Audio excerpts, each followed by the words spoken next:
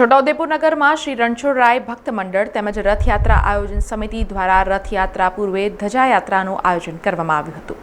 છોટાઉદેપુર નગરમાં છેલ્લા 10 વર્ષથી શ્રી રણછોડરાય ભક્ત મંડળ તેમજ રથયાત્રા આયોજન સમિતિ દ્વારા ભવ્ય રથયાત્રાનું આયોજન કરવામાં આવે છે, જે અંતર્ગત આજરોજ રામદેવ બાલ યુવક મંડળ દ્વારા વાજતે ગાજતે ડીજેના તાલે ધજાયાત્રાનું આયોજન કરવામાં આવ્યું હતું, જે નટવરપુરાથી નીકળી પેલેસ રોડ, આંબેડકર ચોક, સરદાર બાગ, જૈન મંદિર થઈ લાઇબ્રેરી રોડ સ્થિત રણછોડરાય મંદિર ખાતે પહોંચી હતી, જ્યાં પ્રતિવર્ષની જેમ આ વર્ષે પણ મંદિરે ભક્તોએ ધજા ચડાવી હતી। આ પ્રસંગે રથયાત્રાના આયોજકો અશોક અજમેરા, સંજય સોની, જિગ્નેશ તડવી તેમજ રામદેવ બાલ યુવક મંડળના યુવાનો અને ભાવિક ભક્તો મોટી સંખ્યામાં ઉપસ્થિત રહ્યા હતા।